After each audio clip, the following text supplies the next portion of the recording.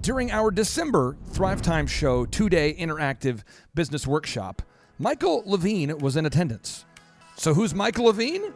Well, Michael Levine is a best-selling author, a New York Times best-selling author who's represented 58 Academy Award winners, 34 Grammy Award winners, and 43 New York Times best-selling authors as a publicist. In fact, his former clients include Michael Jackson, Barbra Streisand, George Carlin, President Clinton, President Bush, Michael Jackson, Sandra Bullock, and a bunch of big names that you know. And on today's show, he's sharing with us the keys to super success. He's spent an entire career in the room with the world's most successful people, and he's now going to teach you their secrets. He spoke at the conference, and we recorded the audio. And now, without any further ado, here is audio from Michael Levine's presentation at the 2019 Thrive Time Show 2-day interactive December workshop. Some shows don't need a celebrity narrator to introduce the show, but this show does. 2 men, 8 kids, co-created by 2 different women, 13 multi-million-dollar businesses. Ladies and gentlemen, welcome to the Thrive Time Show. Now, 3, 2, 1, here we go! Started from the bottom, now we here. Started from the bottom, and we'll show you how to get here. Started from the bottom, now we here. Started from the bottom, now we here. Started from the bottom, now we here. Yes, yes, yes, and yes. Now, Michael Levine is from the great state of California, originally from New York. He has been the public relations consultant of choice for Nike, for Prince, for Pizza Hut, for Michael Jackson.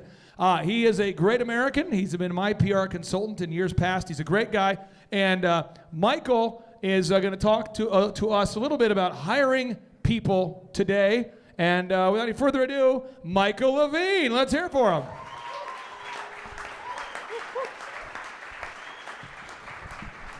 I'm going to have you start off on this mic, and then I'm going to get you more mic cord over here.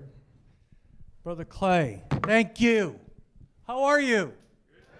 How many of you, maybe by show of hands, were here last year when I spoke? Raise your hand. About 20%, maybe 15, 20%. That's cool. Anyway, let me thank you for letting me come to visit you today. I'm very excited. I'm going to roam around a little bit because I like to do that. There's going to be plenty of time for questions, comments, alternative speeches, criticisms, challenges. There'll be plenty of time for that. But anyway, let me start by confessing to you that I had no training in public speaking, that I fell into it by accident, just like almost everything in my life. And had I gone to some kind of Dale Carnegie course, I probably would have been told to begin today with a story. And so I've decided that would be a good idea. I'll start with a story. And this story, I figured I'll tell you, is a story about Hollywood. And so it's a story of many years ago in Hollywood. Does anyone here know, probably not, he's deceased now, who Swifty Lazar was? Anyone here? All right, well, Swifty Lazar was the most famous literary agent ever. Most famous literary agent in the history of Hollywood. He's passed away now, but he was the ruling king of literary agents in Hollywood.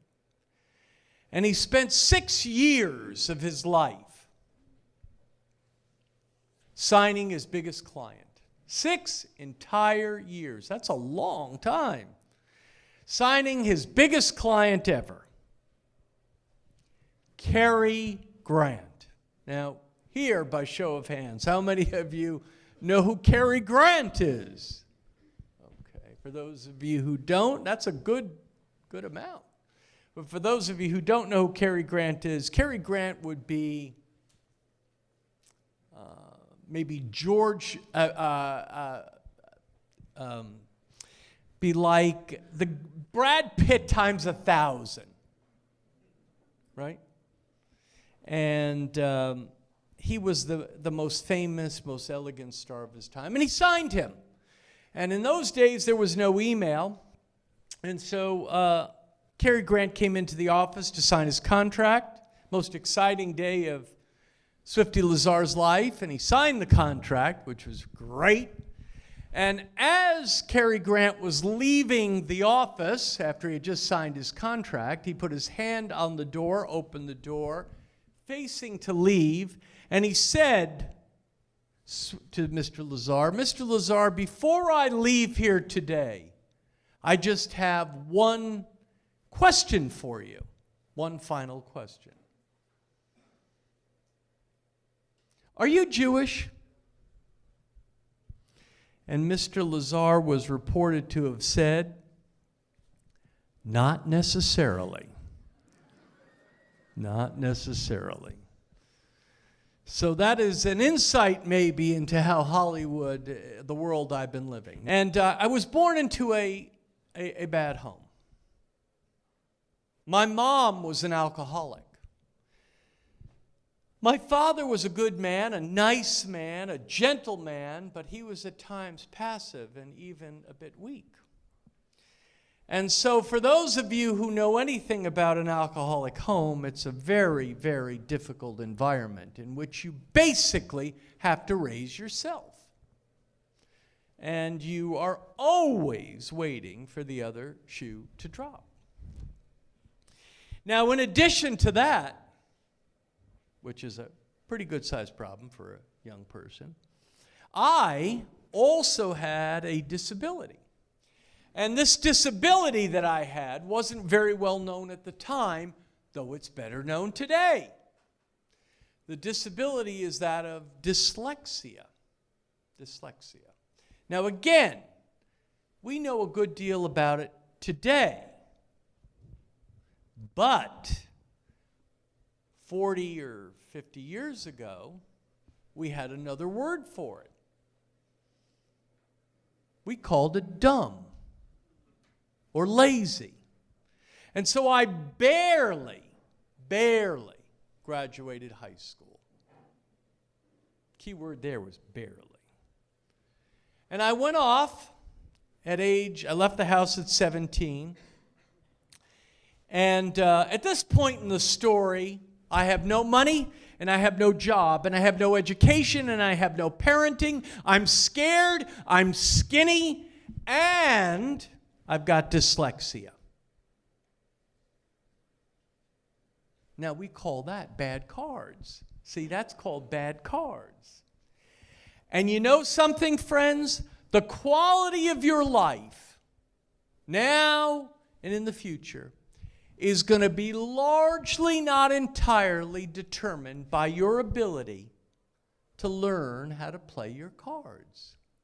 See, some of us get bad cards and we play them good. Some of us get good cards and we play them bad. And some of us get medium cards and we play them medium. How do you play your cards? Write it down, son. How do you play your cards? Now, anybody that knows me for any period of time, and I have a few friends here, will be happy to tell you what I'm going to confess to right now. I'm not very bright.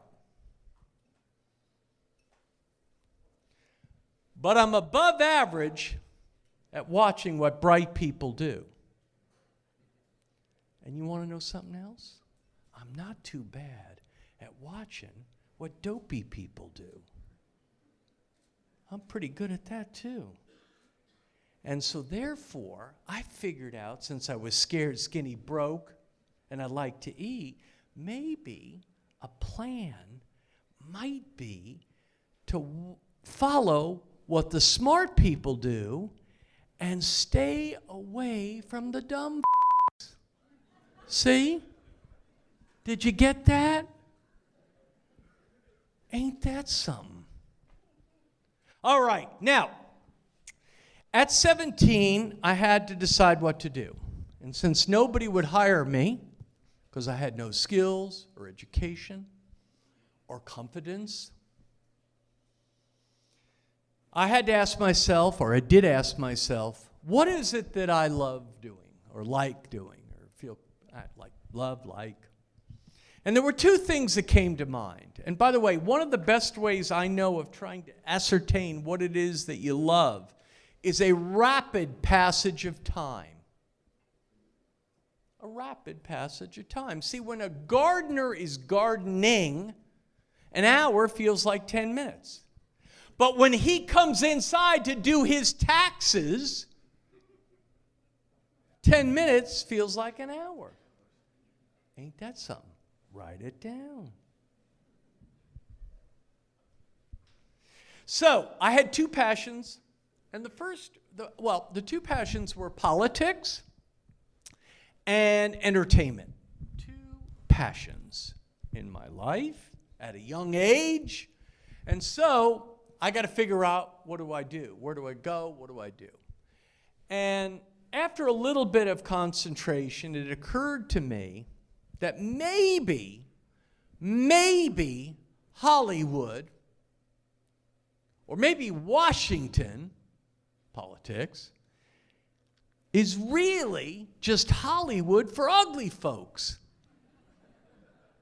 See, maybe Washington is Hollywood for ugly folks. And since I just look stupid, I figured I'd go out to Hollywood, where the pretty people are.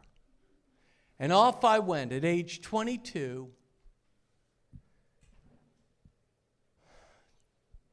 for a new life, for a new canvas, for a new chance to create a new canvas is good, I guess. Yeah, it's good enough. Since my first canvas wasn't too great. And through a friend of a friend of a friend, I met a woman who worked at Paramount Studios. And there weren't a lot of women working at Paramount Studios at that time. Mostly, they were secretaries. And I met a woman, and again, the power of proximity. The power of proximity. You meet people. So now, I've met a woman who works at Paramount Studios. I said, darling, what do you do? She says, well, I work in the PR department. I said, what's that? She said, well, I'm a publicist. I said, well, what do you do all day? She said, what do I do all day? I said, yes, what do you do all day? You're a publicist. She paused, and she said,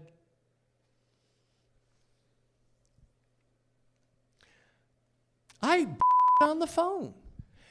And I said, I can do that. And off we go. I start a PR firm. Now, I got some disadvantages at this point in the story. One is, I don't know what PR is. That's a problem. But again, I can't recall, did I mention that I'm not very bright?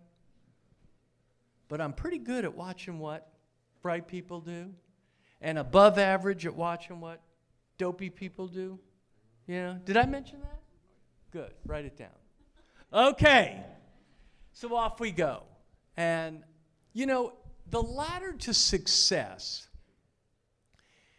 is really pretty simple, but it's not easy. And Clay talks about this. You don't really, I don't think many of you understand how advantaged you are by being here and by talking to Clay and listening to Clay and his people, because some of the stuff that you're hearing will impact you, I think, assuming you're not one of the dopey ones, in ways that you can't imagine, perhaps 5 years from now, 10 years from now, I don't know, maybe. Anyway, it's very, I had to figure out fast. The ladders to success are really pretty simple, right? They're simple, though not easy. Let's think of it as a 4-step ladder. You got it? 4 steps. Write it down. 4 steps. Step 1, work for free. Right? Now, in this first step, you're working for free. Your friends are getting $12 an hour. So the score on the first step is you 0, they 12. Who's winning at that point in the story? But, write it down. It won't be long. It won't be long. Now, you don't have to stay on that step long if you got a brain. If you come in early, stay late, say thank you to the person that gave you the opportunity to work for free. Say thank you to them about twice a week. It won't be long. It won't be long. But come in about an hour early, stay about an hour late. First one in, last one out. It won't be long. Now you graduate to the second step pretty quickly. Pretty quickly. Step 2 is you work below the market, they work at the market. See, let me tell you about that one. That's where you make 6 an hour, they make 12. What's the score on the second step? They're still winning. The score 6-12. They're winning. And they're laughing at you. And your friends are laughing at you. But not to worry. It won't be long. Now we graduate pretty quickly up to the third step. That's you work for market. They get 12, you get 12. Now we got the game tied. Now we've got game tied. But since you're willing to come in early and stay late, since you don't believe that Christmas is a month, you think it's a day, since you think Thanksgiving is an afternoon, not a week, it won't be long. Now, in step 4, they're making 12, and you're making a fortune. And I'll tell you why that last part happens, which is the part you've been waiting for. Write this down. If you don't hear me say anything else today, you better remember this.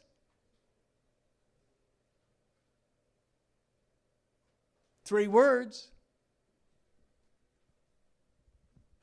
Actually, 5 words. I'm lying. All right? I told you I was dyslexic. Write it down. Profits are better than wages. What the did I just say? You better understand that.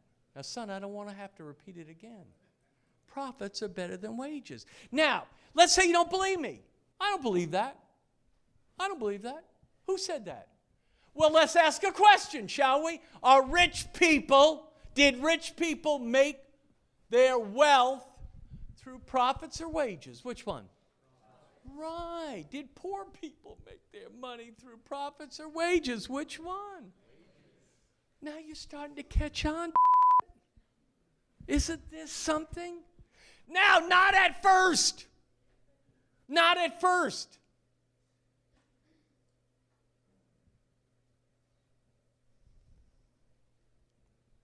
All right. So, I haven't sworn too much, have I? It's not too bad. Okay, good. All right. Now, I became obsessed with a question. For reasons that I imagine you can understand, I became obsessed with a question. This one question that I became obsessed with 35 years ago has driven me to come to see you today. It has obsessed my life for 35 years. The question is, since I was working alongside, unexpectedly, the biggest stars in the world, the biggest, most famous, successful people in the world, which I had no preparation for or no expectation of, I started to ask a question. Was there something that super successful people carried around inside themselves, that got them to break out? Was there something super successful people knew, did, habits, that allowed them to succeed significantly where other people just may have succeeded modestly? Were there secrets to super success? I said super success.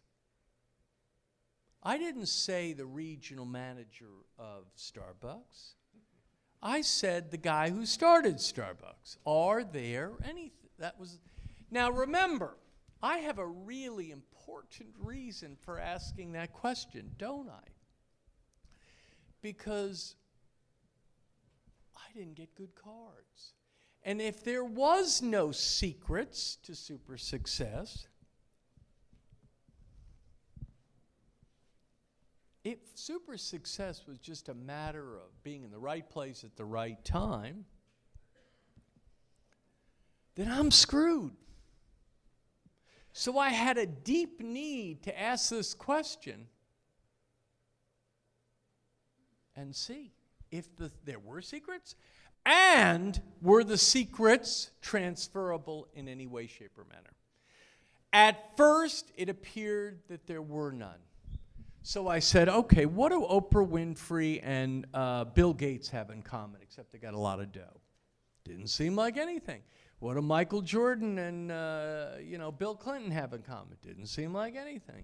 So at first, my questioning led me to a frustrating answer that I didn't want, because that means I'm screwed.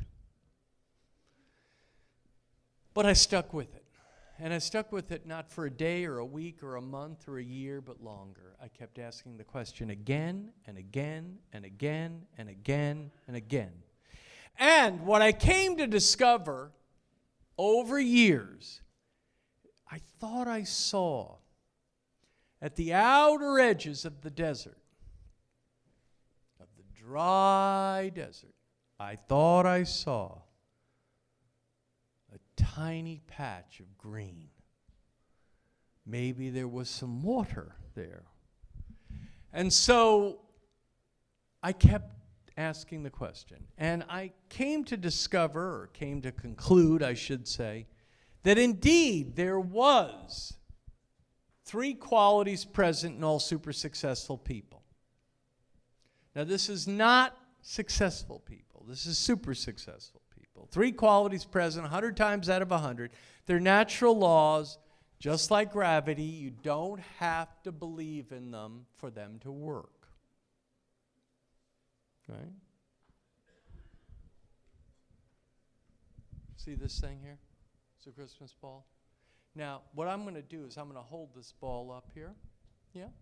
And then at the count of 3, I'd like you all, please, to say loudly, all of you, I don't believe in gravity. Okay? Here we go. 1, 2, 3.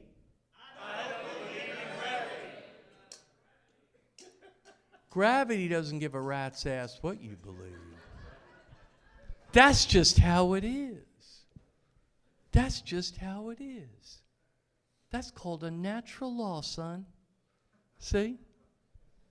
Now, here were the qualities. I'm going to try to do them in a memorable way. We'll call them 3 magic O's, write them down. In fact, if I can, I don't know if I can do this. Let's see. If I walk out without a microphone, will that screw the filming up? Maybe? Best if I kept the microphone. See? There you go. All right. First Magico. All super successful people had a quality present 100 times out of 100 that I call obsession. Obsession. A burning, maniacal rage as if their life depended on it. All super successful people had a quality present in them that we refer to as an obsession. A burning, maniacal rage as if your life depended on it. Obsession is different than ambition. Did you get that? I like it. Cool. Now, obsession is different than ambition. See, you all know ambitious folks who can't find their way out of a burning building.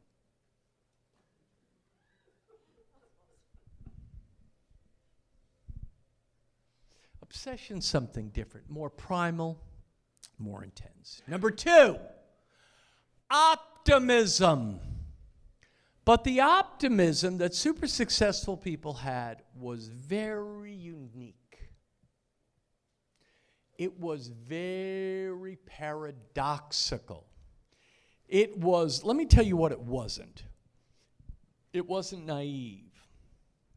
It didn't sound like Mr. Rogers. If I'm a good person, good things will happen to me. Not necessarily. Not necessarily.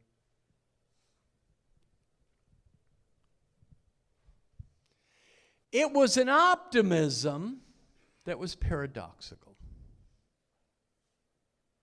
It was an optimism that was born, created, after a militant need to face the brutal facts.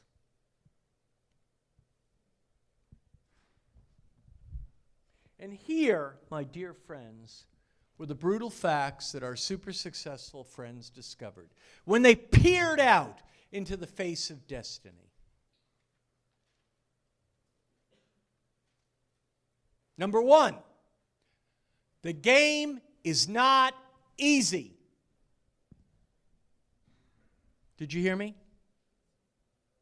The game is not easy. Number 2, the game is not fair. By the way, a little history lesson for you, friends. Let me help you. The game was never fair. It wasn't fair 50 years ago, wasn't fair 200 years ago. It's not fair today, and it's not going to be fair in 50 years. It's going to be what it is. What is it going to be? About what it's always been. About what it's always been, which is not fully fair. Now we work to make it a little better, a little here, we up, we go, whatever it is, we try to make it a little better, right? But it's not easy, and it's not fair. But our super successful people had the paradoxical optimism to believe that though it's not easy, and though it's not fair, with a not burning maniacal rage, the god-darn game is winnable, though not easy and though not fair. And then maybe Clay will teach us, well, yeah, if you're willing to pay the price. Willing to pay the price, eh? So the first is obsession. The second is optimism. The third is obligation. Our super successful friends had a weird, wacky relationship with their keeping their word, principally to themselves. When they said they'd do something Wednesday at 10 a.m., it didn't mean Thursday at 4:30. On the very, very, very rare occasions that our super successful friends did not keep their word for one reason or another, who do you think our super successful friends blamed? Wow. How about that for rare? They held themselves responsible.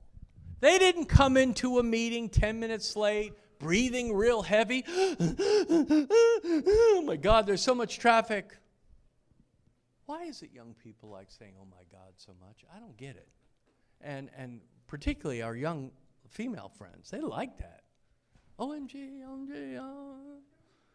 God darn it. Okay. So, they kept their word. They had a reverence for time. Their word was their bond. They didn't quit jobs through a text message. See, we have a word for people who do that, right? We have a phrase describing people who do that, or don't even do the text message. What would we call someone like that? That's called a dumb That's a loser. See, that's a loser. And remember one thing, friends, because it breaks your heart. It really does. Remember one thing. If I lend you $20, what's your name, son? Jared? Jared? If I lend Jared $20 and he doesn't pay me back, let me tell you what we call that. May I? That's a good investment. See, that's a good investment. For only $20, I got to find out who that young man is. For just $20. Ain't that something? Isn't that something? $20, that's cheap. That's only 4 Starbucks.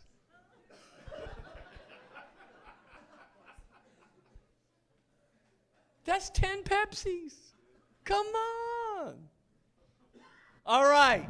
So, with obligation, keeping your word is your bond, particularly to yourself. They made goals that were measurable, clear, written, shared.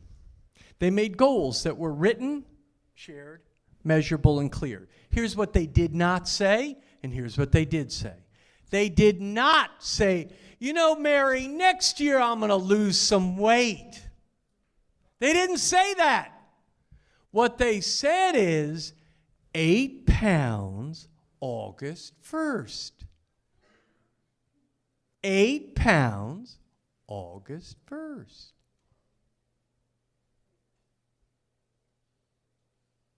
Interesting. Goals that are measurable. They have deadlines. Do you see that? Did you notice that? Now, with the third O, which is obligation, the first O was obsession, the second was optimism, and the third is obligation, which is a reverence for your word, time. With the third O comes today's only voluntary homework. I'm going to give you a homework assignment. It's voluntary. It's the best kind of homework because you don't have to do it. It will require, you can do this voluntary homework assignment in 10 minutes or less.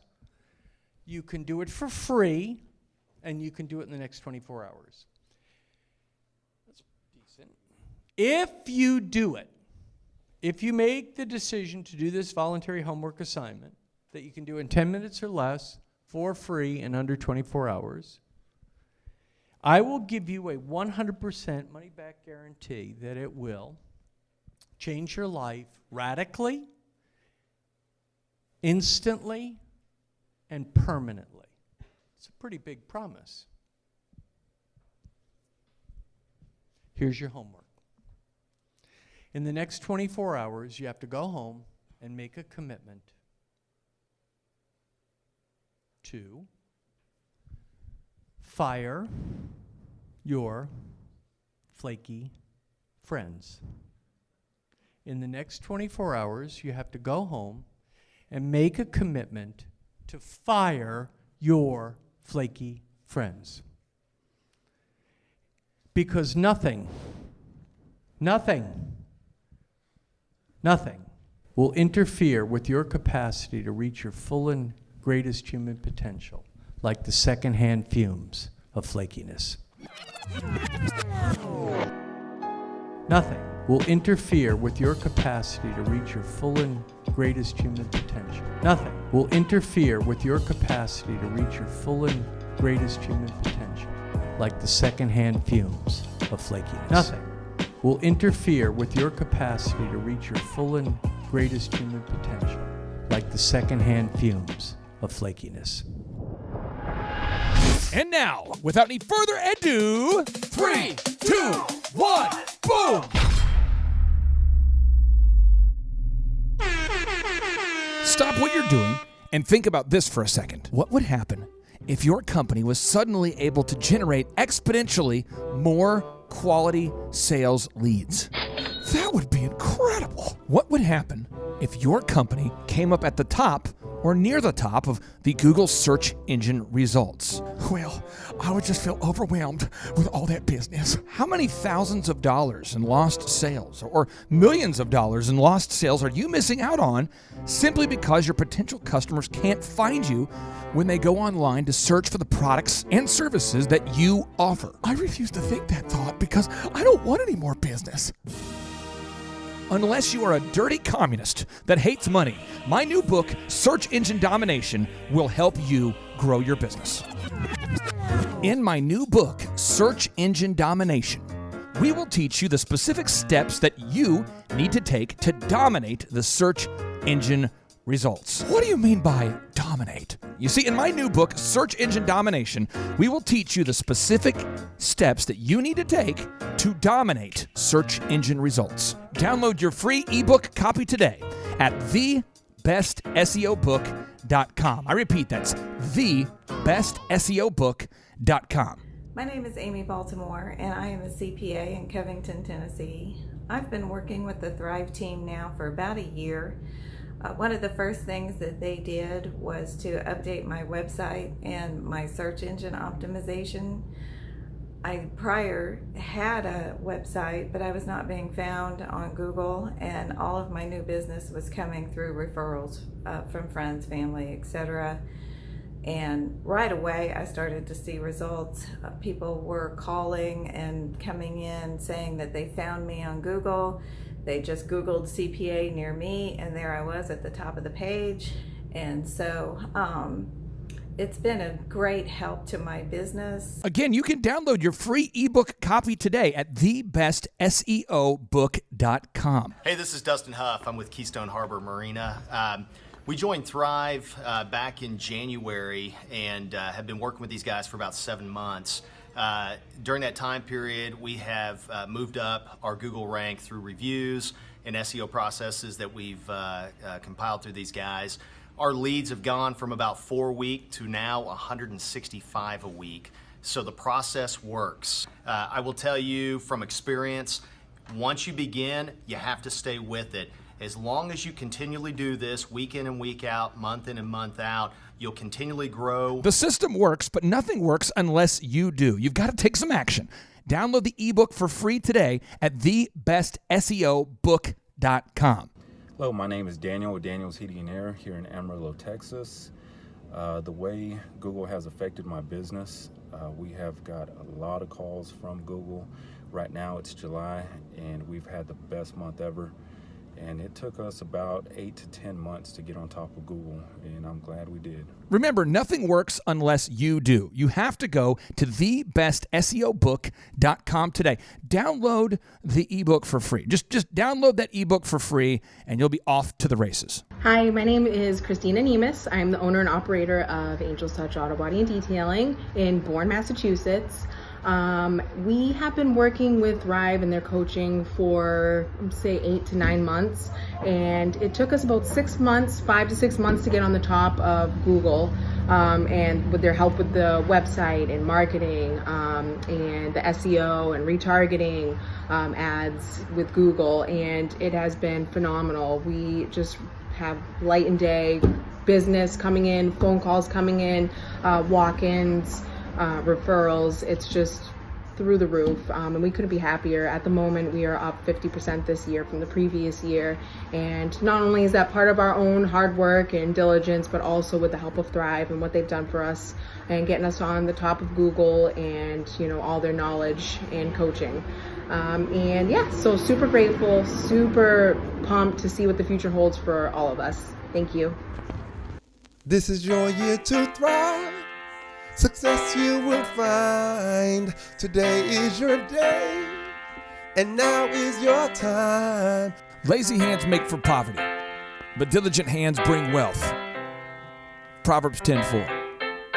I'm here to tell you, you can do it if you can just motivate yourself. 12 the masses had to cut off a few, so on the daily you and I could rendezvous. A misshapen tree that I had to prune. I had to make cuts to be here daily at noon. So like a tidal wave of knowledge monsoon, I could rain on the parades of those who doubt in you. Are you the next Rockefeller or the next guru? Or the next Dr. King who's changing the rules?